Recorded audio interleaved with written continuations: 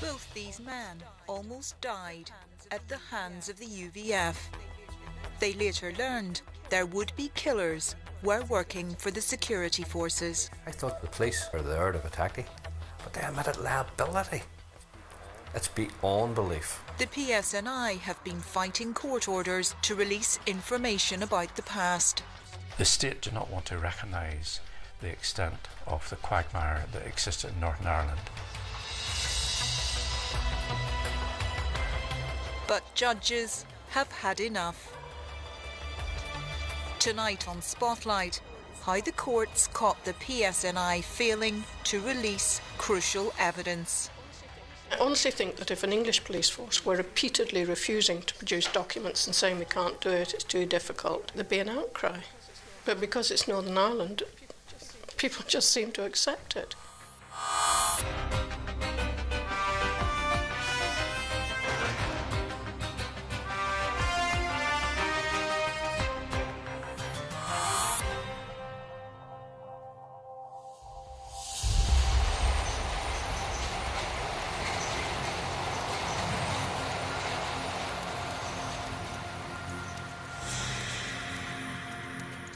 In Dublin, there is a man with a question few people can ever ask. Derek Byrne wants to know who put him in the morgue. Derek was pronounced dead at the age of 14 on the single worst day of the Troubles. Car bombs exploded within minutes of each other, 3 in Dublin and 1 in Monaghan Town, in May 1974. 34 died, including an unborn baby. There were no warnings before the bombs went off on streets crowded because of a bus strike. Derek came close to being the 35th victim here on Parnell Street. I was facing the Welcome Inn pub. The car that blew up was about 12, 13 feet away from me. And I heard an awful lot of screaming. I remember a priest giving me absolution.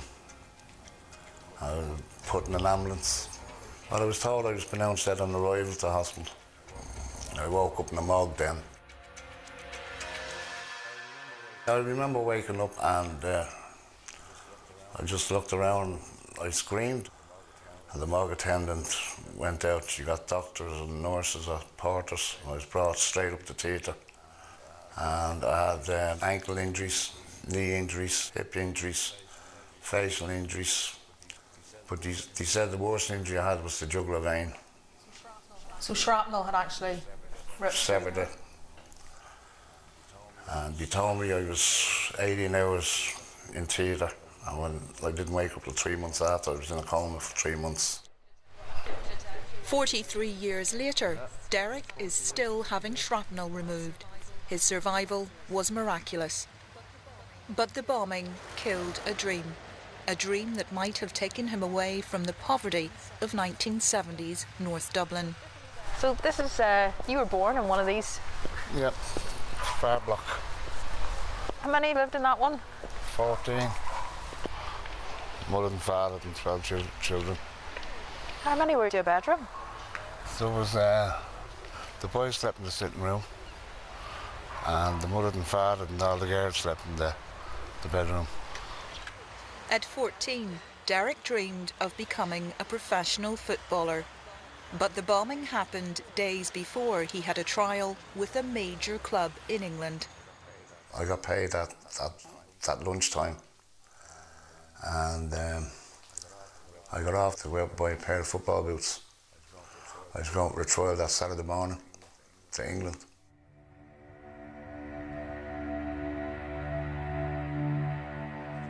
I never got to wear the football boots.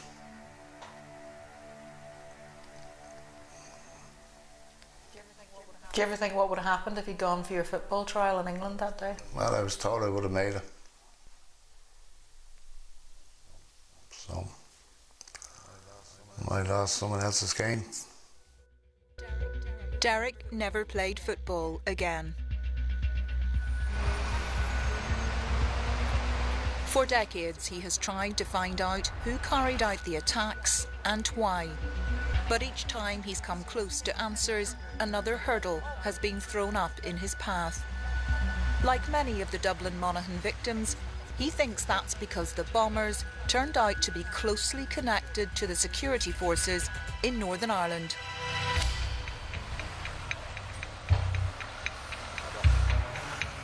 Almost 20 years passed before the bombings were claimed by the UVF. Soon after, a commission of inquiry in Dublin revealed that this farm near Glenanne in County Armagh was where the Dublin bombs were suspected of being made. And this was the man accused of making them. Spotlight confronted James Mitchell about the allegations in 2004. Were the bombs made here? Huh? You know nothing about the Dublin Monaghan bomb. I didn't know that. It's not true. Mitchell died in 2008, but in the 1970s he was at the heart of a UVF group that has become known as the Glenanne Gang. A gang that included serving police officers, soldiers and security force informers. The group is believed to have carried out more than 100 murders, including the Dublin Monaghan bombings. I could have lived with it, just saying terrorists, if terrorists were involved in it. But then, when you know members of these organisations were also members of British establishment forces, army personnel, the whole lot, and police officers, why is the sovereign state allowing members of their armed forces to collude with known terrorists and kill innocent men, women and children?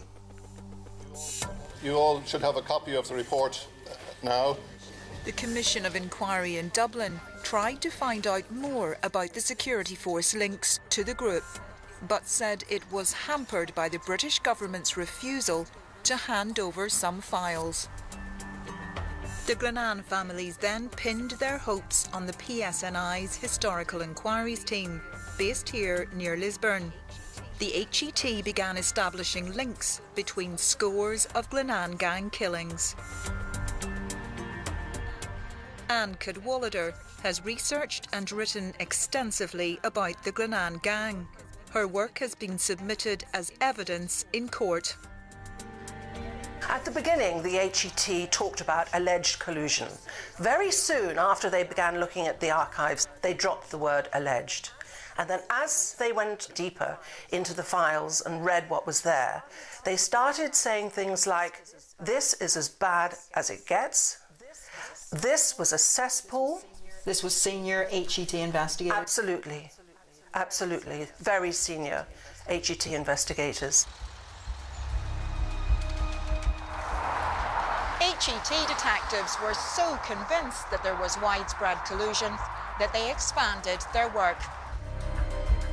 They prepared an overarching report tying together the Glenanne cases. But when it was 80% complete, the families were devastated to be told the report would be shelved. But the lack of warning and heavy casualties fit the grim pattern of sectarian revenge killings. Trevor Bracknell was murdered by the Glenanne gang when he went out to celebrate the birth of his newborn baby daughter. Two members of the security forces were suspected of involvement in the 1975 attack. The gun used to kill Trevor Bracknell was taken from an army barracks.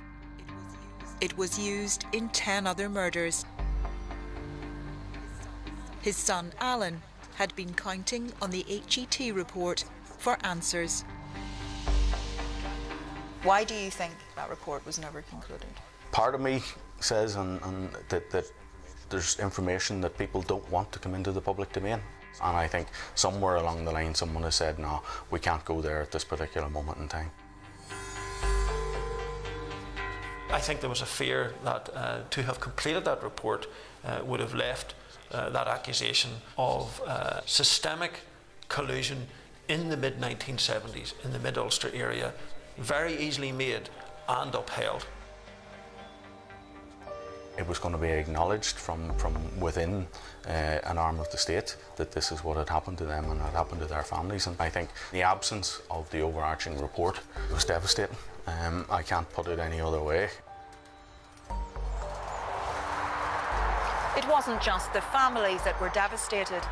The detective who was writing the Glenanne report was so concerned about the decision, he gave the families this affidavit. In it, he said, until the entire Glenanne series was reviewed, it was impossible for an individual family to be aware to the fullest extent of the collusion in the series. He said there was no explanation for the report being shelved. The unfinished Glenanne report has been gathering dust for 7 years. HET were closed down in 2014 and their work was handed over to the PSNI's Legacy Investigation Branch. Relatives asked the PSNI to finish the Glenanne report. They refused, saying it would drain resources from other investigations. Ironically, HET were closed down because a review found the unit had been too soft on the state. Detectives had not investigated deaths linked to British soldiers as rigorously as those attributed to paramilitaries. Now the PSNI say the HET report, that was going to be deeply critical of the state, is also flawed.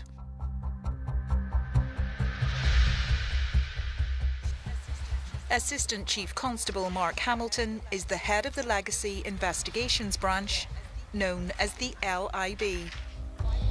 Why wasn't that thematic report into the Glenanne killings, why wasn't it completed?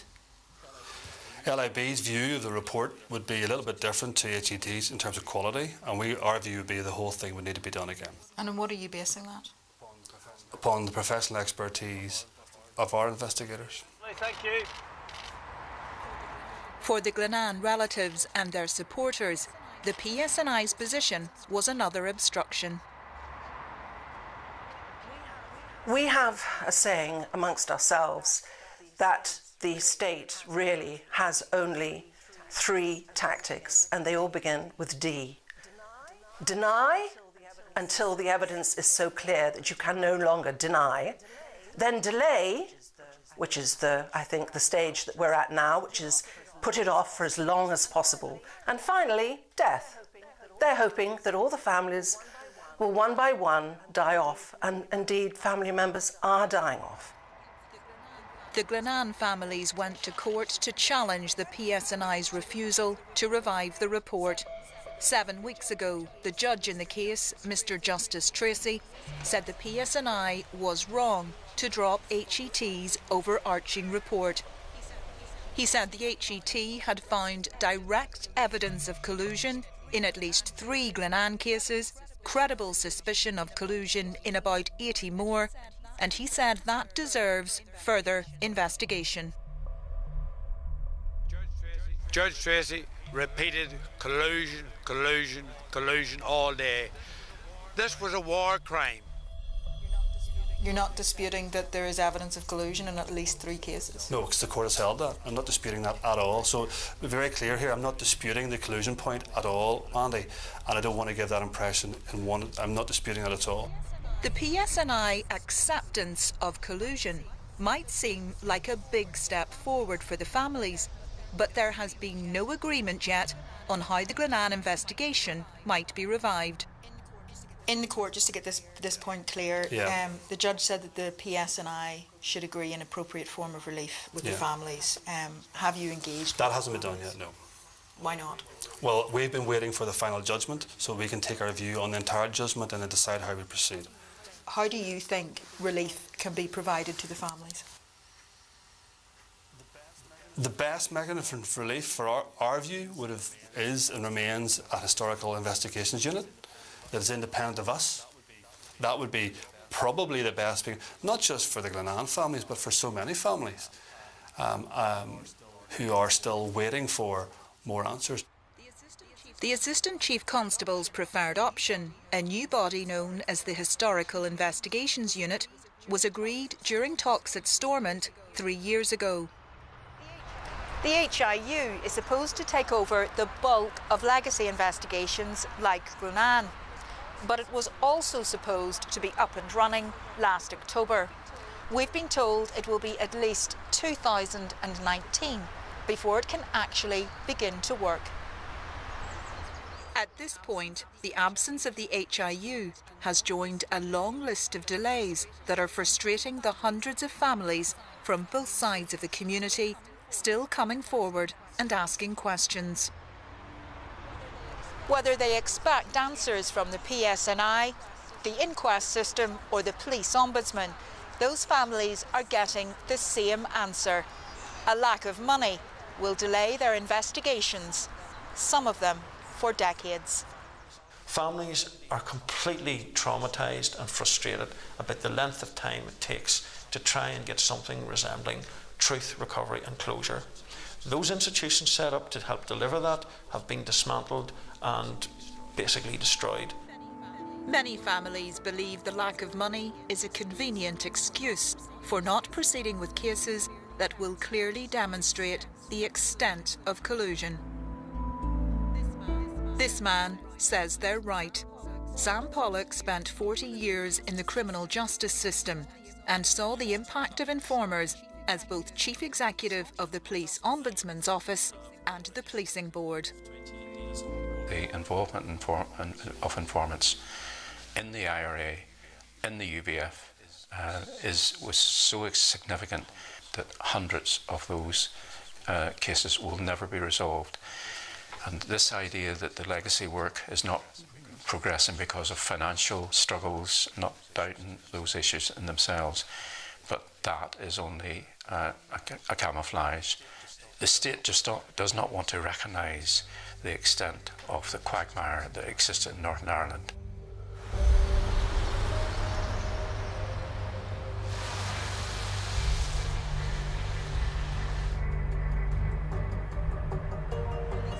Police informers tried to kill this North Belfast man twice, on one occasion leaving a bomb under his car outside his house.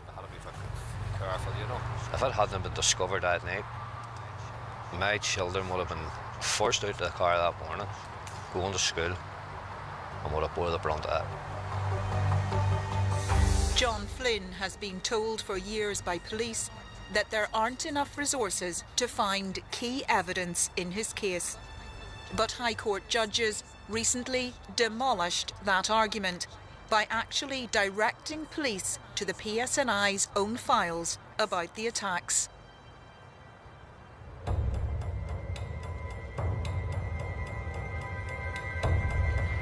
In 1992, the UVF lured John Flynn to White Abbey Hospital in his taxi. When a gunman stepped out of the darkness, John fought him off. We're struggling for I don't know how many minutes it lasted. Maybe 5-10 minutes. He was wearing no mask, he was wearing no gloves, he had a tattoo on his hand. He was put like this, I was that close to him. I could smell the alcohol off him. This photo fit was based on John's description of the attacker.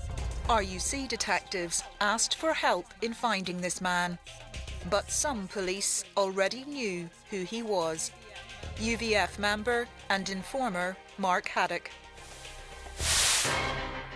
I first investigated John Flynn's case in 2006. Back then, a retired RUC detective told me Haddock had been recognised as the gunman when his description flashed up on the police system that very night. But I remember them talking about his tattoo and about his details had come up in the computer for the attempted murder. But Mark Haddock was never charged with trying to kill John Flynn. He is suspected of carrying out at least 10 murders while working as an informer. John took a civil case against the police 9 years ago. His claim is still going through the courts.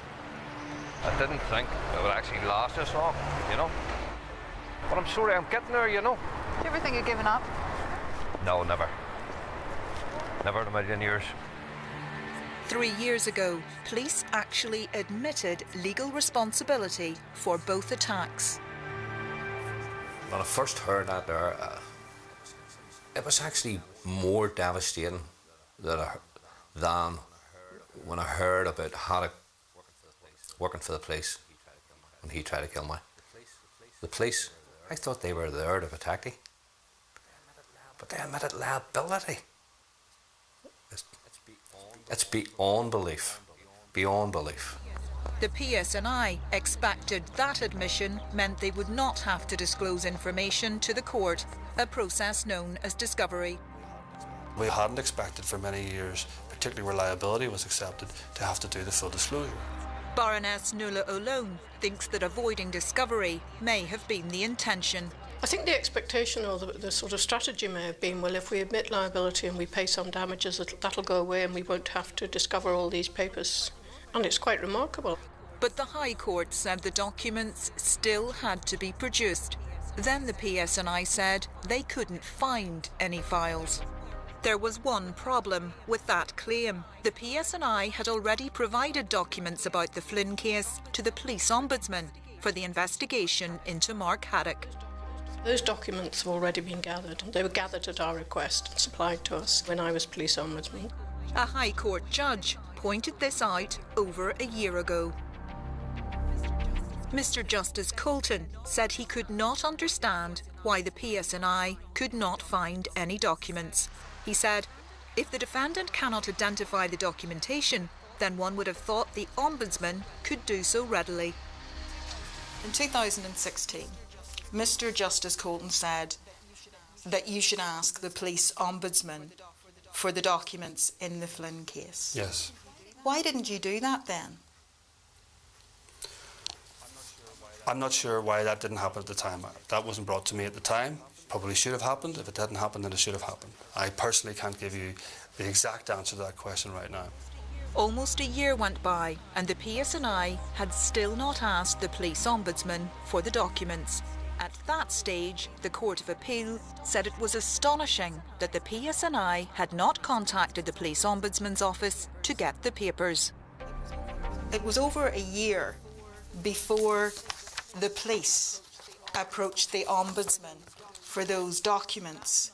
That's not acceptable in most people's eyes. That's a failure on our behalf, and I'm not trying to defend anything that should have happened, and that's a failure on our behalf. When the PSNI eventually went to the current ombudsman earlier this year, he had no problem handing over the documents. I can't make any comment as to why it took the police that long to come to the office, because we had the information and we gave it to them when we asked for it. So you had the information, you had it there, you had it ordered, it was just a matter of handing it over? Yes.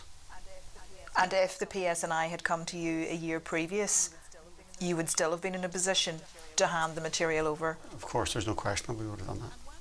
And when the police finally went to the ombudsman, he's told us that the documents were there and that he was able to hand them over within weeks. On any level, that's unacceptable. Yes, and the courts have held that, and I'm not disputing that, Mandy. I'm not disputing that at all. I honestly think that if an English police force were repeatedly refusing to produce documents and saying we can't do it, it's too difficult, I think there'd be an outcry. But because it's Northern Ireland, people just seem to accept it. I don't think it's good enough. Another judge, Lord Justice Stevens, seems to have had enough of delays. He was highly critical of the PSNI's handling of the case. He said there has been a failure over many years by the defendant, that's the Chief Constable, to comply with court orders.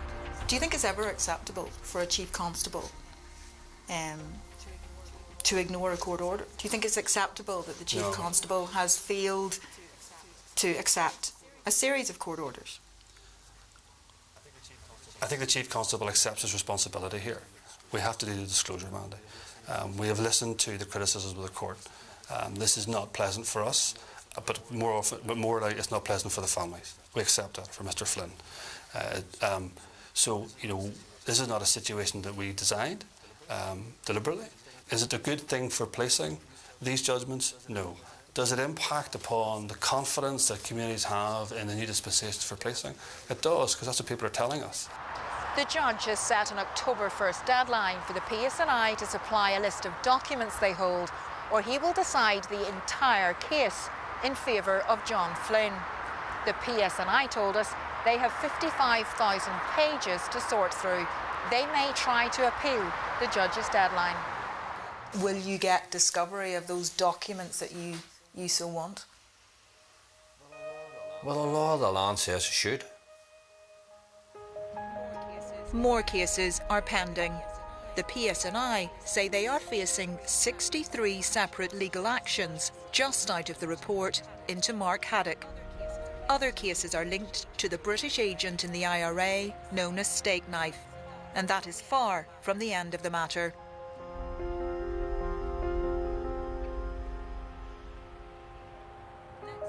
Next month, a second informer who tried to kill John Flynn is due to be sentenced.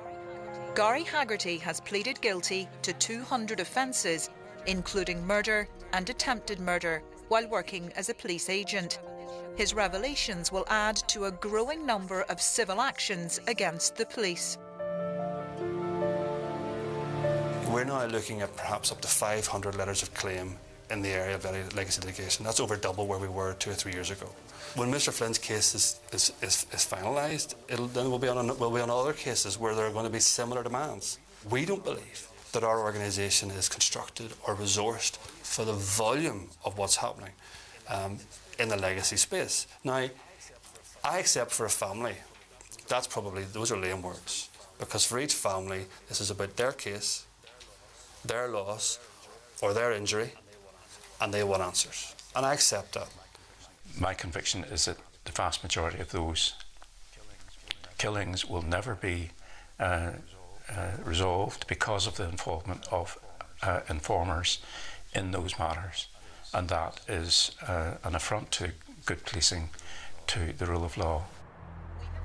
We have learned that the squeeze on resources recently forced the police ombudsman to tell 130 families that he cannot now investigate their legacy complaints. What time frame are you talking about? Well, we could be talking about between 12, 15, 20 years, depending on the nature of the complaint, the complexity of it. And certainly if the funding situation continues, that's going to put even greater strain on our ability to undertake cases of this type. Many of these family members who are asking questions are already well into their 60s, 70s. You know, if you tell them that it may be 20 years, you're really telling them that you may never get round to their case. It's not acceptable. It's not acceptable that I have to say that to families. It's hugely disappointing for me. It is a tragedy for those families that have been waiting many years for answers, and I have not been able to get them. Terrorists who were informants may well have gained. Former police ombudsman Nuala O'Lone says she recognises a go-slow culture in the state's failure to pay for investigations. When I first started investigating the activities of Special Branch, we discovered there were documents which were marked slow waltz. And really what it meant was put it on the back burner, don't deal with it, don't let it go any further. And that was a thinking that permeated, and that was a very strong factor in what happened. And I think delay, it goes back to the question, you know, where people do say, you know, if we wait long enough, they'll die. The survivors will die. The families will die, and they'll stop asking questions. They'll just give up. Nuala O'Lone has said that during her investigations, she came across the term slow waltz, which was marked on files which were being spun out, which were being delayed. Some of the families I've spoken to have said that they're very clear. They believe that the police are waiting for them to die. Okay. What would you say to that? I recently became aware of this expression myself, well, in the last year or so, just doing this job. My understanding of what it meant was it was written on intelligence documents to say to slow it down, don't action it just at the minute. It's not a term that I use, and certainly not a policy of slow waltz to delay disclosure. That's not the case at all. In Dublin, Derek Byrne thinks the slow waltz is continuing. Well, I think the British government are hoping that we'll all die.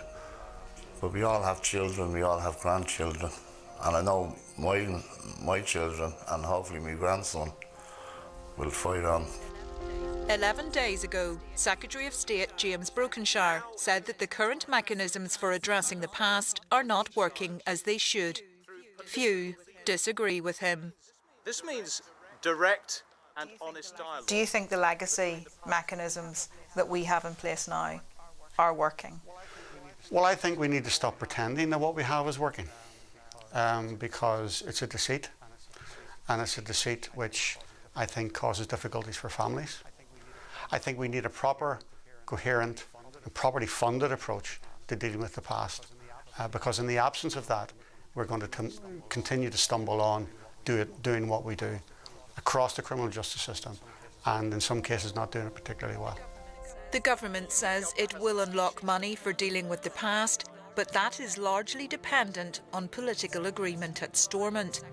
The Secretary of State said he will soon begin a public consultation on the way forward, but he acknowledged that he said almost exactly the same thing 1 year ago.